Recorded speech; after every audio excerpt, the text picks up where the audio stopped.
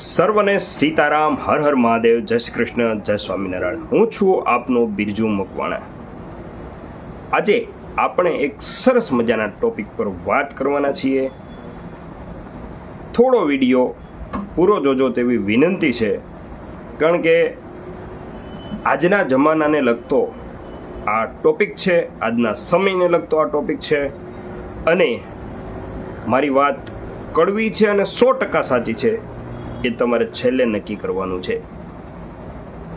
આજનો સમય એવો ચાલી રહ્યો છે કે વ્યક્તિ એટલે કે માતા પિતા અને બાળકોનો મુખ્ય ઉદ્દેશ એ હોય છે કે સારું એવું એજ્યુકેશન લેવું, વેલ સેટ થવું, ભણવું ગણવું, સારી જોબ લેવી, ફર્સ્ટ પ્રાયોરિટી વિદેશને આપવી અને વેલ સેટ થઈ ગાડી, બંગલા, લક્ઝરિયસ લાઈફ અને મોંઘામાં મોંઘી વસ્તુ પહેરવી, કપડાં, દરેક વસ્તુ ખૂબ સારી, બ્રાન્ડેડ વસ્તુ પહેરવાનો શોખ, બ્રાન્ડેડ વસ્તુ લેવાનો શોખ. વ્યક્તિ આ બધી વસ્તુ મેળવી લે છે અને બાળકનો પણ એ જ રીતે ઉછેર કરવામાં આવે છે કે બાળકની મેન્ટાલિટી પણ તેવી જ થઈ જાય છે. અને આજના માતા પિતા અને બાળકોનો પણ ધ્યેય એ હોય છે કે ખૂબ સારા પૈસા કમાવા અને વિદેશ સેટ થવું. મિત્રો, આટલું ભણ્યા ગણ્યા, આટલા પૈસા કમાણા, જીવનનો મુખ્ય ઉદ્દેશ તમે પૈસા જ બનાવી દીધો. 2 મિનિટ છે, સાંભળજો થોડી વાર. પરંતુ છેલ્લે તમે શું કર્યું? તો ખૂબ સારા બંગલામાં રહો છો અને સારું એવું મોંઘા ભાવનું કૂતરું પાળો છો, ડોગી લાવો છો, તેને તમારા બાળકની જેમ અને ફેમિલી મેમ્બરની જેમ ઉછેર કરો છો.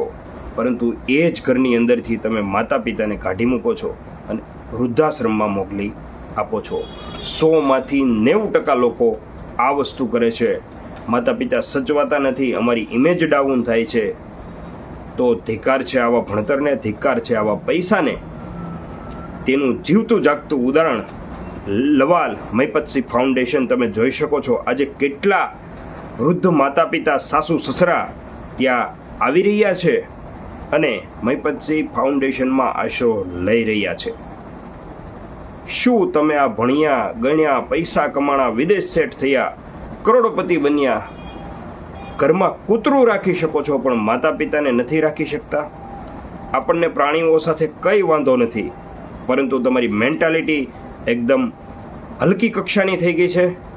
માતા પિતાને સાચવવા એ આપણી જિમ્મેદારી આવે છે. જો તમે કૂતરું સાચવી શકતા હોય તો માતા પિતાને કેમ નહીં? આજનું જાનવર પણ પોતાના બાળકોને અને માતા પિતાને સાચવે છે, તો આપણે જાનવર કરતાં પણ બદતર થયા. આવા લોકોને શું કહેવું જોઈએ તે તમારે કોમેન્ટમાં લખવાનું છે. મારી વાત સાથે સહમત હોય તો વિડીયો લાઈક કરજો અને કોમેન્ટ કરજો. જો ન ગમી હોય તો વિડીયો સ્વાઇપ કરી દેજો.